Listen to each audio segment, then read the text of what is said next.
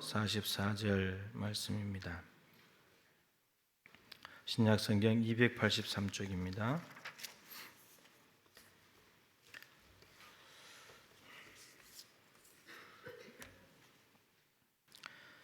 고린도전서 15장 42절부터 44절 말씀까지 한 목소리로 한번 읽겠습니다.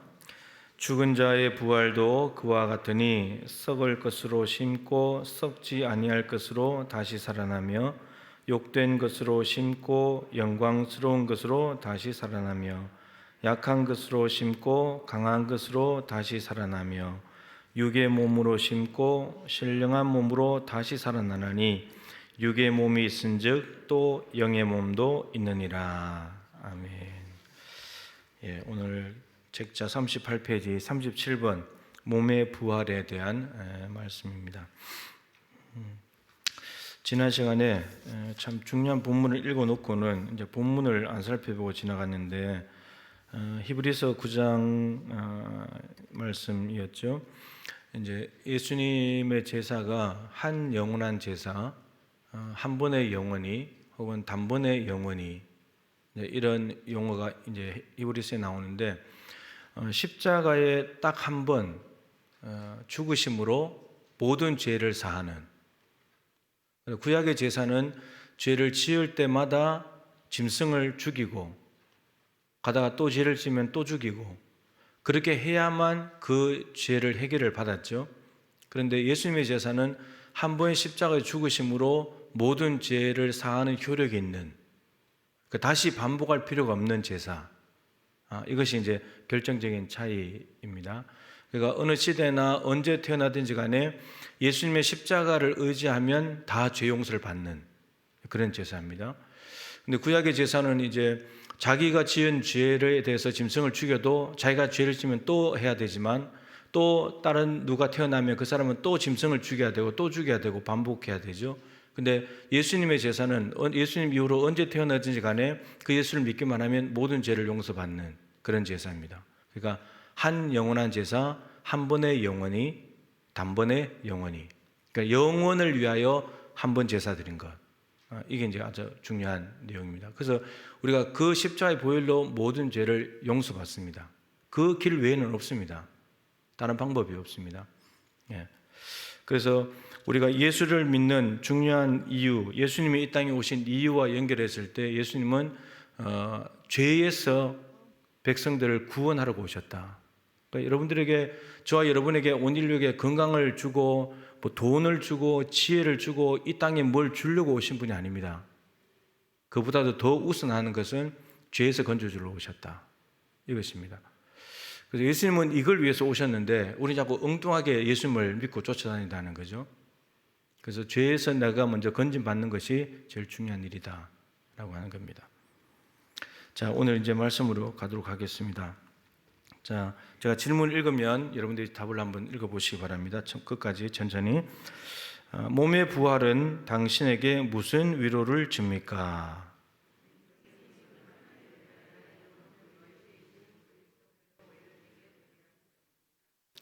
뿐만 아니라 나의 이 육신도 그리스도의 능력으로 일으킴을 받아 나의 영혼과 다시 결합되어 그리스도의 영광스러운 몸과 같이 되리라는 것입니다. 이제 아주 중요한 내용들입니다. 몸의 부활은 당신에게 무슨 위로를 줍니까? 몸이 부활한다는 말은 우리에게 위로가 된다는 건데, 우선은 몸의 부활을 믿습니까? 믿어요? 믿지도 않는데 위로를 얻을 수는 없잖아요. 믿어야 되는 거죠. 우리 사도신경의 고백입니다. 몸의 부활을 믿습니다. 저는 이제 합해가지고 영생을 믿습니다. 믿습니다라는 말이 끝에 한 번만 딱 나오지만 성령을 믿으며 다음에 거룩한 공교회를 믿습니다. 성도의 교제를 믿습니다. 죄를 용서받는 것을 믿습니다. 몸의 부활을 믿습니다. 그리고 영생을 믿습니다. 이 말이에요. 그러니까 몸의 부활을 믿냐, 이게 제일 중요한, 믿습니다라는 것이 사도신경의 고백입니다. 이제 그 의미가 뭔지를 알아야 된다. 몸의 부활이 뭔지. 여러분 이렇게 만져지는 이 몸, 안 만져보세요. 여러분이 날마다 화장하고 막 이렇게 하는 크림 바르고 하는 이 몸, 이 몸이 부활을 한다. 그러면은 뭐부터 해야 되죠? 이 몸이 부활을 하려면 이 몸이 뭐부터 해야 되죠? 죽어야 돼요. 부활의 전제는 죽음이잖아요. 이 몸이 죽어야 돼요. 그러니까 부활을 이야기하려면 죽음부터 이야기를 해야 돼요. 그래야지만 부활이 다시 산다는 말이니까 죽어야 다시 사는 거예요. 물론 예수님이 재림할 때 살아있는 사람이 있을 수도 있어요. 그렇다 할지라도 이 몸으로는 하나님 나라 가는 게 아닙니다. 다른 몸으로 갑니다. 오늘 그 내용입니다. 자, 금생이 끝났다는 말은 뭐죠? 죽는다는 말이에요. 죽음부터 이야기합니다. 자, 근데 죽음은 세 가지가 있습니다. 세 가지가 있는데 첫 번째, 생물학적인 죽음이 있습니다. 영혼과 육체가 분리되는, 우리가 흔히 말하는, 호흡이 끊어지면 죽는 거예요. 영혼과 육체가 분리되는 죽음입니다. 여기 오늘도 보면 그 죽음 후에, 금생이 끝났을 때, 죽었을 때 나의 영혼은 어디로 가고, 그리고 몸은 어떻게 됐는데, 근데 이 육신도 다시 일어난다. 분리가 됐다가 다시 나중에 합쳐진다. 이제 이런 말입니다. 그러니까 생물학적인 죽음은 영혼과 육체가 분리되는 것. 근데 이 죽음은 불신자도 해당이 되고 신자도 해당이 됩니다. 누구에게나 한 번 죽는 것은 사람에게 정해진 것이기 때문에 영혼과 육체의 분리가 되는 생물학적인 죽음은 누구에게나 다 해당이 되는 거다라는 겁니다. 두 번째 죽음이 있습니다. 두 번째는 영적인 죽음입니다. 영적인 죽음. 인간은 하나님께서 그 몸에 생기를 불어넣으시고 하나님의 생명으로 살게 되어 있습니다. 하나님과 교제하면서. 근데 그게 진짜 인간의 모습인데, 인간이 하나님으로부터 돌아서서 죄를 짓고 하나님 없이 살아가는 인생들은 모두 다가 영적으로 죽어 있습니다. 하나님과 관계를 맺고 있는 사람만이 영적으로 살아있는 사람이죠. 그러니까 불신자들은 모두 다가 영적으로 죽어 있습니다. 지금 상태가. 그리고 교회 안에 있다 할지라도, 지금 예배당에 앉아서 예배를 드린다 할지라도 하나님과 영적인 교제를 하지 않고 하나님하고 아무 상관없이 그냥 시간이 돼서 예배 시간이 돼서 와가지고 앉아있는 사람들 중에 영적으로 죽어 있는 사람이 있을 수도 있습니다. 여기 안에 어느 목사님이 그랬잖아요. 설교 시간에, 예배 시간에 앉아있는 사람 중에 70%는 불신자라고 생각해야 된다. 정말 그럴 수 있습니다. 저는 충분히 공감이 됩니다. 그 말에. 충분히 공감이 됩니다. 자, 영적인 죽음이 있습니다. 이것은 불신자는 당연한 것이고 신자들 중에도 해당될 수 있다. 근데 예수를 정말 믿고 하나님과 교제하는 사람들은 영적인 죽음을 죽지 않고 살아있다라는 겁니다. 그다음 마지막 죽음인데 영원한 죽음이 있습니다. 영원한 죽음. 이제 영생이 나오는데 영원한 죽음, 영벌이 있습니다. 영벌. 마태복음 25장에 나오는 거잖아요. 이 영원한 죽음은 생물학적인 죽음을 죽고 난 뒤에 그리스도의 심판대 앞에서 너는 지옥, 그러면 불못에 떨어지는, 그게 둘째 사망이라고 그러죠. 요한계시록 20장, 21장에 둘째 사망이 있습니다. 생물학적인 죽음은 누구나 죽는 첫 번째 죽음이지만 둘째 죽음이 있는데 그것은 불신자들, 예수 믿지 않는 사람들에게 해당되는 죽음인데 영원한 불못에서 두 번째 사망을 합니다. 그러니까 죽었는데 영원한 사망이라는 말이 이해가 안 되잖아요. 그죠? 근데 이게 부활은 누구나 다 하거든요. 누구나 다 부활해가지고 이제 몸과 영혼이 합쳐져가지고 고통을 느껴요. 근데 불못에 가서 영원한 고통을 느끼는 거죠. 영원한 고통을. 그렇게 된다는 말입니다. 그래서 생물학적인 죽음은 영혼과 육체가 분리되면서 신자 불신자 모두에게 해당되는 것이고, 영적인 죽음은 하나님과 관계를 맺지 못한 사람들, 불신자들은 당연할 것이고 신자들 중에도 그런 사람이 있을 수 있고, 영원한 죽음도 마찬가지죠. 예수 그리스도가 없는 사람들, 마음속에 예수가 없는 사람들은 둘째 사망, 불못에 떨어져서 영원한 고통 가운데 살아가게 된다라는 겁니다. 그래서 요한계시록 14장 13절, 오늘 이제 언급되는 구절들은 여러분들이 장례식에 오신 분들은 이제 한 번쯤은 반복해 들어본 말씀입니다. 요한계시록 14장 13절에 주 안에서 죽는 자들은 복이 있다. 이런 죽음과 복을 연결시켜 놨어요. 죽음은 복입니까? 복이 아닙니까? 복이에요, 복이 아니에요? 너무 이게 교과서적으로 대답하지 말고, 장례식 가면 다 슬퍼 울잖아요. 죽음이 복인데 왜 울어요? 주 안에서 죽는 자들은 복이 있다. 죽음과 복을 연결시켜놨는데 그 이유가 주 안에서 때문이에요. 그 주 안에서라는 말 빼버리고 죽는 자들은 복이 있다. 그럼 다 복이 있잖아요. 근데 다 복이 있느냐? 그렇지 않다는 거예요, 성경은. 주 안에서 죽는 자들만 복이 있어요. 왜 복이 있냐? 이는 그들이 수고를 그치고 쉴 것이기 때문이다. 이 땅의 모든 수고를 그치고 쉬게 되는 것이 죽음이래요. 여러분, 죽음만이 이 땅에 우리의 모든 수고를 끝낼 수 있는 방법입니다. 그냥 이 땅에 조금 회복되거나 조금 나아지거나 하는 건 있을 수 있는데 그렇다고 해서 끝나지 않죠. 그리고 그 수고를 그대로 끌어안고 살아가는 거예요. 근데 이 땅의 모든 수고를 완전히 끝장내는 방법은 죽음이에요. 근데 주 안에서 죽는 사람은 왜 복이 있느냐면 이 땅에서 하는 수고가 죽음으로써 끝나고 그 다음에는 수고 없기 때문이에요.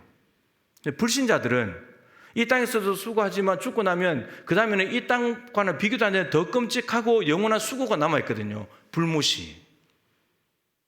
그래서 수고를 주 밖에서 죽는 사람들은 복이 없는 거예요.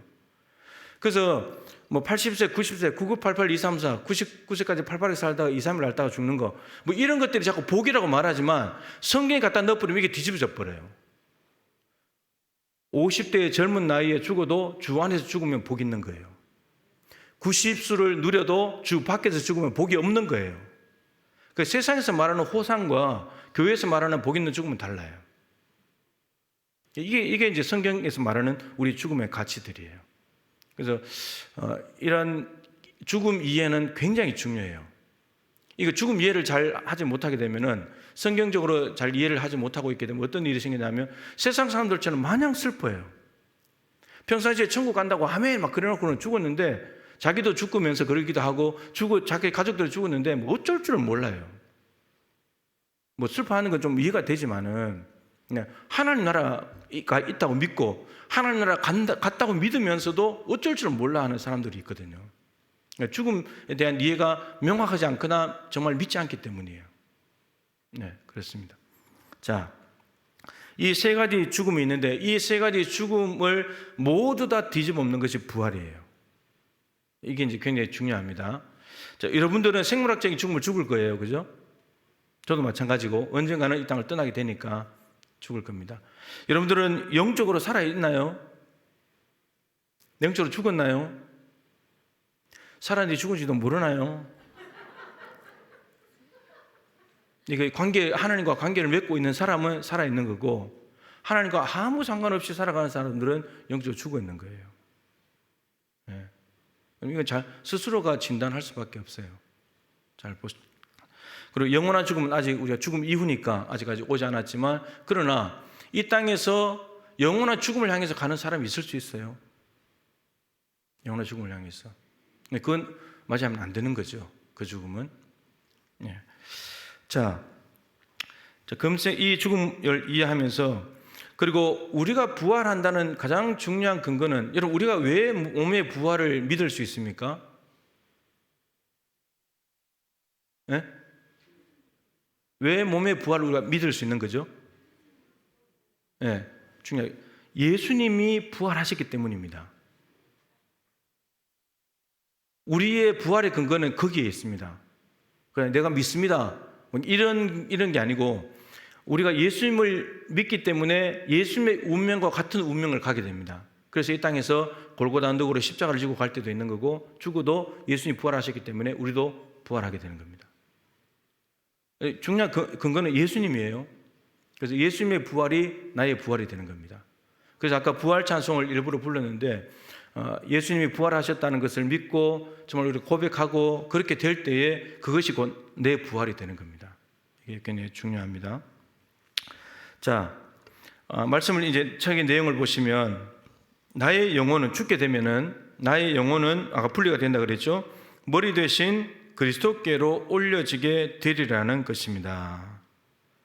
우리 영혼은 없어지는 것이 아니고 하나님께로 가게 된다라는 겁니다. 자, 누가복음 23장 43절 읽어보겠습니다. 밑에 예수께서 이르시되 내가 진실로 내게 이르노니 오늘 네가 나와 함께 낙원에 있으리라 하시니라. 누구에게 하신 말씀이죠? 예수님께서 강도에게, 옆에 있던 강도가 오늘 주님 나를 기억해 주십시오 이렇게 말했을 때 오늘 네가 나와 함께 낙원에 있으리라 했습니다. 자, 그래서 그 강도가 죽었습니다. 그죠? 예수님도 돌아가셨고 강도도 죽었습니다. 그들의 영혼이 낙원에. 그럼 이 낙원이라는 말이 이제 천국이라는 말과 다르게 보는 사람도 있고 같이 보는 사람들도 있습니다. 저는 이제 같이 같다고 봅니다. 같은 의미로 봅니다. 자, 아무튼 이제 죽어가지고 예수님의 시체는 무덤에 장사됐기 때문에 영혼은 이제 어떻게 된 거죠? 영혼은 예수님께서는 내 영혼을 아버지 손에 부탁합니다. 예수님께 하나님께 부탁했습니다. 하나님께서 이제 책임을 지신 거죠. 자, 이렇게 이해할 수 있겠고요. 자, 그 다음에 빌립보서에 넘어가고요. 그 다음 구절 읽겠습니다. 뿐만 아니라 영혼은 그리스도께로 가는데 뿐만 아니라 그러면 나 이 육신은 어떻게 되는가? 이 육신도 그리스도의 능력으로 일으킴을 받아. 그리스도의 능력으로 일으킴을 받는데요. 이 그리스도의 능력은 그리스도가 부활한 능력, 죽음을 이기고 부활한 능력. 여러분, 부활은 죽음을 죽이는 사건이에요. 죽음을 끝장내는 사건이 부활입니다. 죽음이 패배를 당한 거죠. 죽음은 모든 사람을 삼키기 때문에 지금까지도 수백억 명의 사람을 삼켰기 때문에 가장 힘이 있고 능력이 있고 누구도 빠져나올 수 없는 그대한 힘으로 느껴지지만 그 힘의 세력을 박살낸 것이 부활입니다. 죽음이 마지막이 아니고 생명이 마지막이다. 이걸 보여준 사건이 바로 부활 사건입니다. 그래서 육신도 그리스도의 능력으로 일으킴을 받아. 일으킴을 받는다는 말은 누워있다는 말이죠. 엎드러졌다는 말이죠. 그러니까 매장을 하든 화장을 하든 뭐 어떻게 돼버렸다는 거예요. 근데 그 몸이 그걸로 끝나는 것이 아니고 어떻게 됐다고요? 일으킴을 받는다고요. 이게 이제 좀 신비로운 부분으로 이제 가는 겁니다. 일으킴을 받아 나의 영혼과 다시 결합돼요. 영혼과 다시 결합된대요. 예. 그리스도의 영광스러운 몸과 같이 되리라는 것입니다. 그리스도의 영광스러운 몸은 부활하신 몸이잖아요. 예수님이 부활하신 몸은 어떤 몸이었습니까? 예? 그냥 이렇게 말 좀 해보세요. 그리스도의 몸은 어떤 몸이었죠? 성경에 부활하신 예수님의 모습이 승천할 때까지 좀 있잖아요, 모습이. 그거 외에는 우리에게 정보가 없어요, 그죠? 그 몸이 어땠습니까? 제자들이 예수님이 십자가에 죽으신 것 때문에 두려워가지고 집안에 모여 있었죠. 근데 문이 다 닫혀 있는 상태인데, 근데 그 안에 예수님이 오셨어요. 문을 열고 들어오신 것도 아니고, 문을 부수고 들어온 것도 아니고, 그냥 들어왔어요. 그래, 몸이에요, 영이에요? 영이라고 할 수 있잖아요, 그죠? 그런데 제자들이 갈릴리 바다에서 고기를 잡고 있는데 예수님 오셔가지고 지금 아침에 잡은 고기를 가져와라 그러면서 생선을 드셨어요. 몸이에요, 영이에요? 몸이 있는 거예요. 못자국에 손을 넣어봐라. 몸이에요, 영이에요? 또 몸이 있는 거예요, 그죠? 이게 신비한 몸이에요. 근데 예수님이 어떻게 승천했어요? 구름 타고 승천했어요. 영이에요, 몸이에요? 영이 게 있는 거예요. 그러니까 이걸 가지고 이제 오늘 본문 말씀에 바울이 영의 몸, 신령한 몸이 있다. 신령한 몸인 거예요. 네, 신령한 몸인 거예요. 이제 이 그리스도의 영광스러운 몸과 똑같이 된대요, 우리가 죽고 나면 육신은 뭐 매장을 하든 화장을 하든 어떻게 되겠지만 우리 영혼이 다시 예수님께서 재림하시거나 부활하실 때 이 몸이 다시금 살아나가지고 영혼과 합쳐지는데 신령한 몸이 된대요. 성경은 지금 그걸 이야기를 해주고 있습니다. 자, 오늘 본문 말씀을 보겠습니다. 이 몸이 참 중요한데, 여러분, 성경은 이제 우리의 이 몸에 대해서 죄의 본성을 가지고 내 마음대로, 내 멋대로, 내가 옳은 대로, 옳다고 생각한 대로 살다가 죄를 짓고 그러다가 이제 지옥으로 가야 될 몸인데, 하나님께서 예수님을 보내셔서 십자가에 매달아서 그 피로 우리의 죄를 사하시고 그를 믿는 자들은 하나님께서 거듭난 피조물이 되게 해주셨습니다. 이제 이 몸은 구원받은 몸이 된 거예요. 그래서 고린도전서 6장에 우리 구원받은 우리의 몸에 대해서 세 가지를 삼위일체 하나님을 가지고 설명을 한다 그랬죠. 너희 몸은 하나님께로부터 받은 거다. 이 말은 하나님께서 우리의 몸을 창조하셨다는 말입니다. 하나님이 창조하셨다. 그리고 너희 몸은 그리스도의 지체다. 예수님은 머리이시고 너희는 몸이고 몸에 붙어있는 지체다. 예수 그리스도와 연결되어 있다. 뗄래야 뗄 수 없는 그런 관계. 그리고 너희 몸은 성령의 전이다. 성령께서 우리 안에 와 계시기 때문에 그 삼위일체 하나님과 연결된 몸입니다. 그리고 이 몸은 로마서 12장 1절 2절에 의하면 구원받은 이 몸은 이 세대를 본받지 말고 하나님의 선하시고 기뻐하시고 온전한 뜻이 무엇인지 분별해서 너희 몸을 하나님이 기뻐하시는 산 제물로 드려라. 그러니까 이미 구원받은 몸이기 때문에 너무나 귀한 몸이 된 거예요. 우리가 이 몸을 함부로 쓸 수 없는 거예요. 예수님의 피값 주고 산 몸이기 때문에, 구원받은 몸이기 때문에 이 몸을 이제는 우리 자신을 위해서 사는 것이 아니고 하나님을 위해서 살아야 되는 몸이 된 거예요. 삼위일체 하나님과 연관이 되어 있는 몸인 거예요. 그런데 이 몸이 이 땅을 살다가 죽었을 때 이 몸이 그냥 없어지는 것 같지만 그렇게 취급되는 것이 아니라 다시 부활하게 된다라는 겁니다. 이게 성경에서 말하는 몸의 흐름들이에요.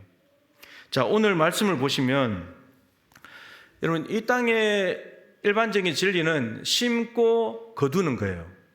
심은 대로 거두죠. 그 심은 대로 거둔다는 말에는 여러 가지 의미가 있는데 종류, 팥을 심으면 팥을 거두는 거예요. 그죠? 무씨를 심으면 무가 나는 거예요. 그리고 심은 대로 거둔다는 말은 양도 해당되죠. 많이 심으면 많이 거두는 거고 적게 심으면 적게 거두는 거예요. 심지 않으면 못 거두는 거예요. 이게 일반적인 원리고 일반적인 진리잖아요. 근데 이 부활은 전혀 달라요. 자, 오늘 말씀에 보면 썩을 것으로 심었어요. 여러분, 그러면 어떻게 돼요? 썩을 것을 심었으면 어떻게 되는 거예요? 그냥 썩어야 돼요. 그걸 끝나버려야 돼요. 근데 어떻게 된다고요? 썩지 아니할 것으로 다시 살아난다. 아니, 썩을 것이 어떻게 다시 살아요? 살아있는 걸, 이런 무씨가 조그만하지만 그 씨 안에는 생명이 있으니까 다시 물어나는 거예요. 그죠? 팥도 마찬가지고 심는 것은 생명이 있기 때문에 다시 나는 거예요. 생명도 없는 걸 심는 사람은 없잖아요. 있는지 없는지 모를 수는 있지만, 몰라서 심을 수는 있지만 생명이 있는 것을 심어가지고 그 열매가 날 것이라고 기대하고 심는 거예요. 근데 썩을 것을 심었는데 그럼 기대할 수가 없는 거예요. 그런데 썩지 아니하는 것으로 다시 살아난대요. 어떻게 이게 가능해요? 살아있는 걸 심어야 살아있는 게 다시 날 건데 썩을 것을 심었는데 썩지 아니하는 것으로는 안 돼요. 여러분, 이게 부활의 능력이에요. 이게 신비로운 거예요. 자, 그 다음에 43절 욕된 것으로 심고 영광스러운 것으로 다시 나는. 욕된 것을 심었다면 욕된 것이 나야 되는데 영광스러운 것으로 다시 난대요.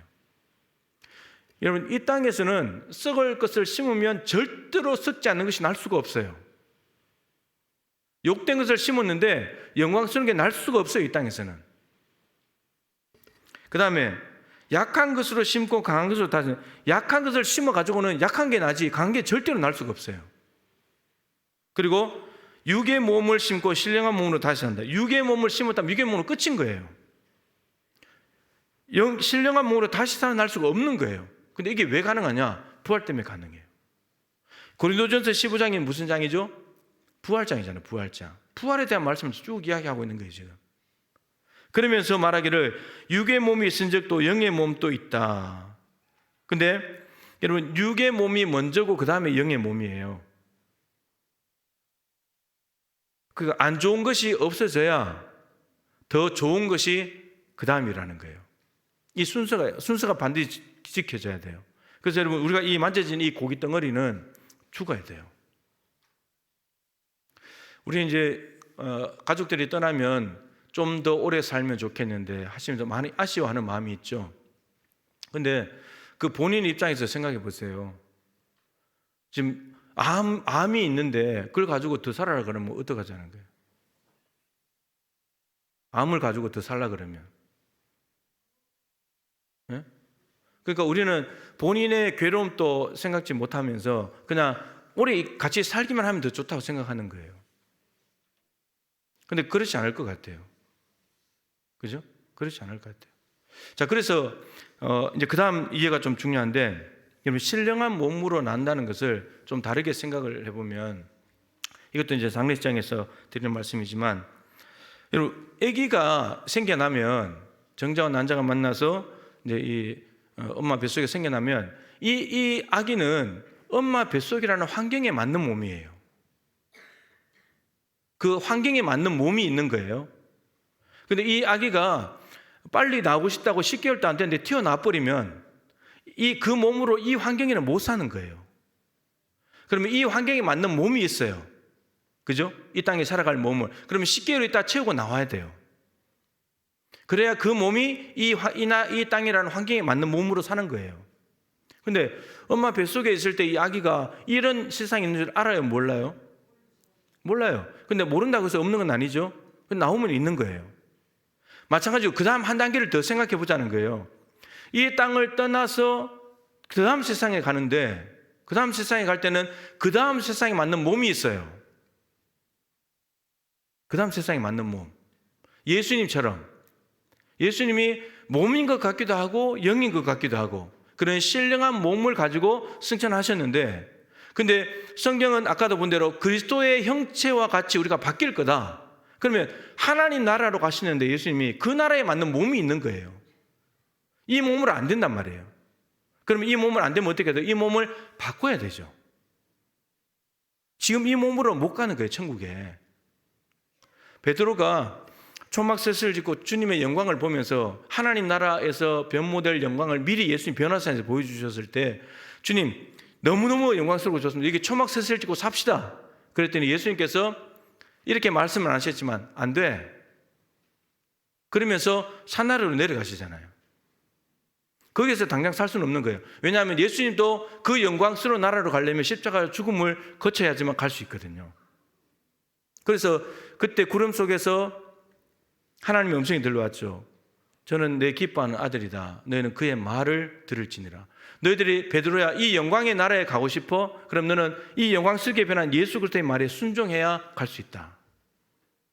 그래서 베드로도 예수님이 가신 십자가의 길을 걸어갑니다. 그리고 죽게 되죠. 여러분, 그 장면도 누가복음 9장 그 장면도 거기에 모세와 엘리야가 나타나서 장차 예루살렘에서 예수님께서 별세하실 것을 말씀합니다. 근데 거기도 여러분 별세와 영광이 연결되어 있어요. 아까 주 안에서 죽는 자는 복이 있다. 죽음과 복을 연결시켜 놨듯이 이 별세라는 단어와 영광을 연결시켜 놨어요. 이런 별세하고 영광은 연결될 수 있나요? 이 세상을 떠나는 거하고 영광하고 연결이 될 수 있나요? 연결이 잘 안 된다고. 이게 별세라는 말은 죽는다는 건데, 근데 별세와 영광이 연결되어 있어요. 이 의미가 굉장히 중요해요. 그리스도인들이 성경에서 말하는 죽음의 의미를 가르쳐주기 때문에 이 별세라는 단어가 엑소더스예요. 엑소더스는 창세기 다음에 있는 출애굽의 책 이름이에요. 엑소더스가 뭐죠? 애굽에서 광야 길로 나오는 거예요. 에크, 무엇에서 밖으로, 호도스, 길. 그 합쳐진 말이 엑소더스예요. 그래서 바로의 체제에서 하나님 체제로, 애굽의 체제에서 하나님 나라의 체제로, 노예에서 종에서 자유인으로. 여러분, 이게 엑소더스예요. 일로 옮겨가는 것이. 그러니까 안 좋은 것에서, 죽음이 있는 곳에서, 죄가 있는 곳에서 없는 곳으로 옮겨가는 것이 엑소더스예요. 근데 누가복음을 기록하면서 예수님, 모세와 엘리가 나타나서 장차 예수님도 엑소더스 하실 거라고, 이 땅을 떠나서 더 좋은 나라로 옮겨간다. 그렇기 때문에 그 옮겨간 나라는 영광의 나라, 하나님의 나라이기 때문에 별세와 영광을 같이 쓴 거예요. 여러분, 우리가 이 땅에서 그리스도인들이 죽는 죽음은 이 땅에서 엑소더스에서 이사를 가는 거예요. 더 좋은 곳으로. 이 땅에서 아무리 좋은 집을 지어본들 하나님께서 지으신 집하고 똑같겠습니까? 비교도 안 되는 거죠. 우리 변권사님 시아버지 장례식 갈 때도 했지만 제가 일부러 이제 찾아봤어요. 우리나라에서 제일 비싼 집이 어디일까 찾아봤더니 신세계 이명희 회장이 사는 그 용산구 한남동에 있는 주택이래요. 860평. 뭐 감도 안 오니까 뭐 놀라지도 않으시네. 860평 어마어마하게 큰데, 그죠? 뭐 몇 명이 사는지는 모르지만, 근데 그 시가가 지금 300억이에요. 8년째 1위예요, 1위. 단독 주택으로 봤을 때.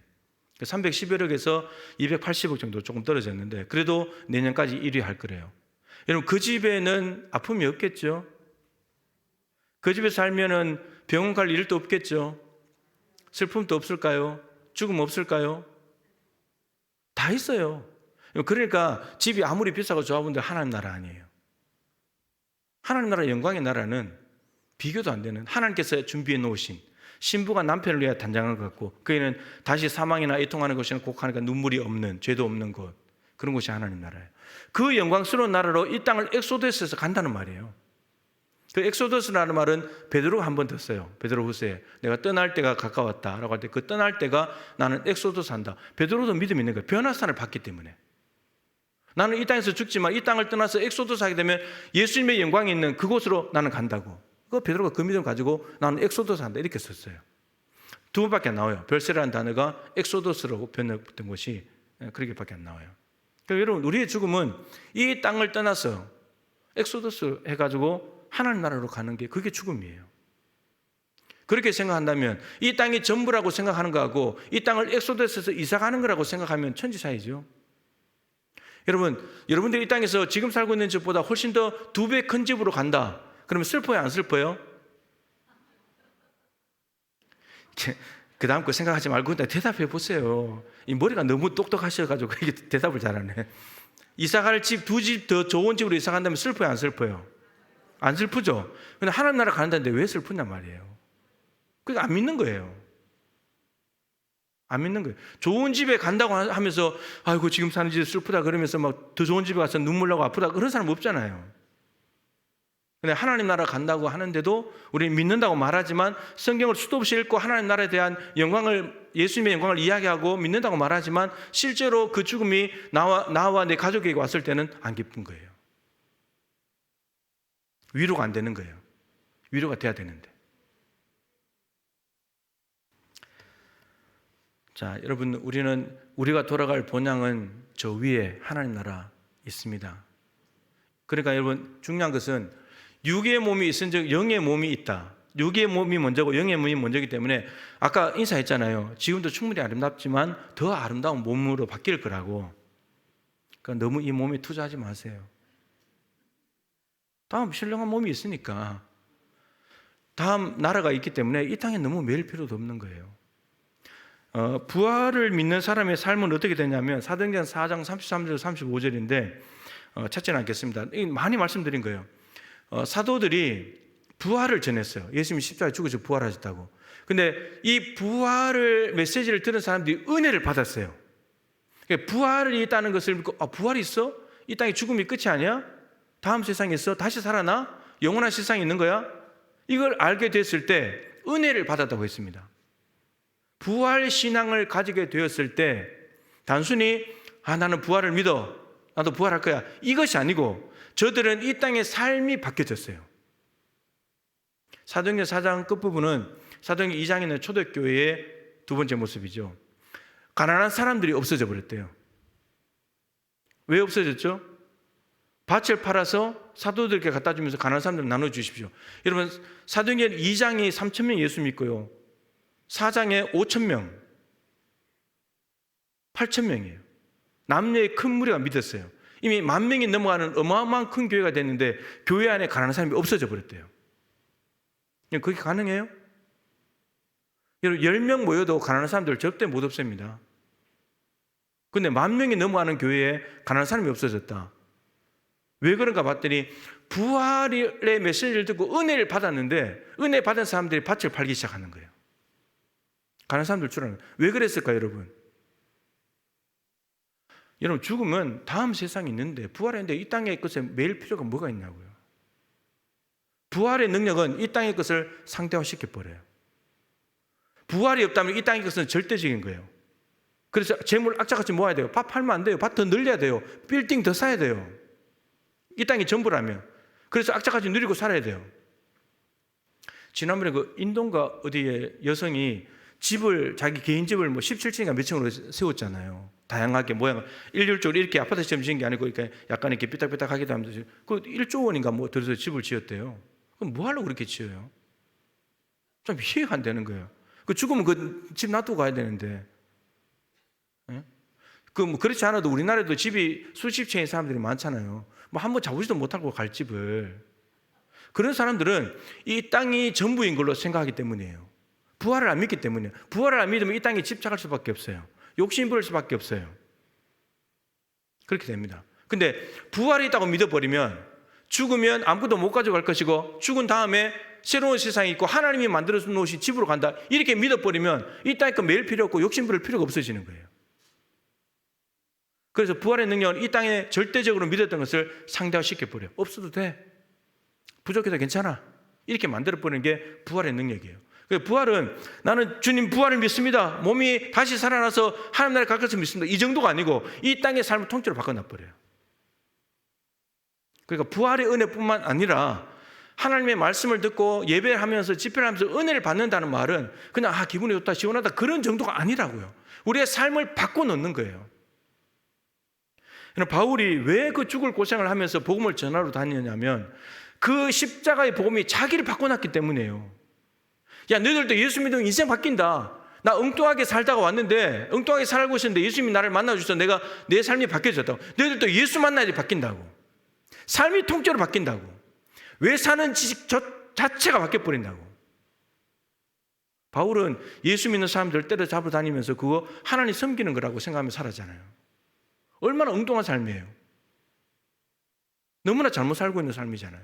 근데 예수님을 만났더니 예수가 죄인도 아니고, 따라서 예수 믿는 교회도 죄인이 아니라 오히려 예수님은 메시아이시고 그분을 위해서 목숨을 걸어야 되고 교회는 사랑하고 세워야 될 것이고 이방인에게 복음을 전하면서 예수를 위해 살고 예수를 위해 죽는 삶을 사는 게 내 인생의 목적이구나, 이걸 깨달아 버린 거예요. 그런 삶, 그런 자신의 존재 목적을 깨닫지 못한 사람과 깨달은 사람은 삶이 다른 거예요. 그런데 이 나누어지는 지점이 은혜를 받은 지점이라는 거예요. 예수님을 만난 지점이라는 거예요. 만약에 복음이 바울을 바꿔놓지 못했다면 바울이 전할 수가 없죠.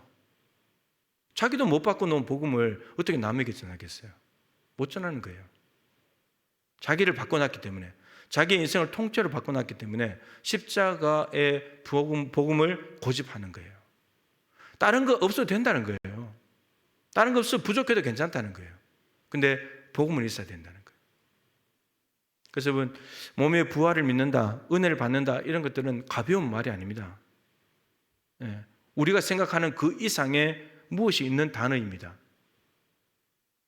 우리가 한 해 동안 하나님의 은혜로 살았다고 말하지만 정말 하나님께서 보살펴 주신 은혜가 있지만 정말 그 은혜에 우리는 부활을 믿는 사람으로서의 삶, 복음에 합당하게 생활하라. 복음에 합당하게 생활한다는 말은 내가 들은 복음에 맞는, 그 복음에 가지고 있는 능력과 색깔과 모양에 맞는 삶을 있다는 거예요. 하나를 예를 들면 복음은 나의 죄를 용서하는 복음이에요. 내가 용서하는 복음을 받았다면 합당하게 생활하라는 말은 남을 용서하라는 말이에요. 그럼 용서하는 삶이 있냐는 거예요. 그래야지 내가 용서의 복음이라는 은혜를 받았다는 것이 입증이 되는 거예요. 그런 말이에요. 그러니까 예수를 믿는다는 것은 그냥 성경 들고 예배 때마다 교회 쫓아다니는 것이 아니고 우리의 삶이 다 바뀌어지는 거예요. 그러니까 삶이 바뀌어지지 않고 1년을 또 그냥 허송세월을 했다면 그 은혜를 헛되이 만든 거죠. 은혜를 헛되이 받지 말라 그랬잖아요. 은혜를 헛되이 받지 말라는 말은 은혜를 헛되이 받는 사람들이 있다는 말이에요. 사도 바울도 내게 주신 내가 다른 모든 사도보다도 더 많이 수고했지만 내게 주신 은혜가 헛되지 않아서 내가 모든 다른 사도보다 더 수고했다고 그렇게 말했어요. 그러니까 내게 주신 모든 은혜가 헛되게 만들어 버렸다면 다른 모든 사도보다 수고할 필요가 없는 거예요. 근데 왜 내가 다른 사도들, 12사도들보다도 내가 더 많이 수고하냐면 내게 주신 은혜가 너무나 귀하고 내가 헛되이 받지 않았기 때문에. 부활하신 예수님이 나를 위해 죽으셨다는 그 은혜가 바울에게는 가벼운 일이 아니었던 거죠. 그래서 누구보다도 헌신적으로 열심히 살았고, 근데 그러면서도 지금 고린도후서를 읽었지만 너무나 많은 오해를 받았고, 저 뒤로 돈 빼돌린다고, 거짓말 말씀에 물타기 하면서 다닌다고, 그런 오해를 받으면서, 그렇지만 바울은 꿋꿋하게 조금도 흔들림 없이 여전히 복음을 전하고 여전히 깨끗하게 투명하게 말씀에 혼잡하게 하지 않고 순수한 진리의 말씀을 전하면서 살아가는 것이 바울, 모든 것을 참으면서 가는 것이 바울의 모습이었습니다. 그래서 오늘 몸의 부활을 믿는다고 했는데, 여러분 너무나 어마어마한 이야기들이에요. 사실은 이거를 정말 나눠서 세밀하게 우리에게 적용시키면 해야 되는데 너무나 한 시간에 하는 것이 아쉽지만, 정말 몸의 부활을 우리가 믿고 위로를 받는다는 말은 오늘 말씀드린 이런 내용입니다. 이 몸의 부활이 정말 여러분에게 진실한 몸의 부활이 되어서 이 땅의 삶에 뭔가 변화를 가져오는 그러한 진정한 부활 신앙의 주인공들이 되실 수 있기를 바랍니다. 하나님 아버지,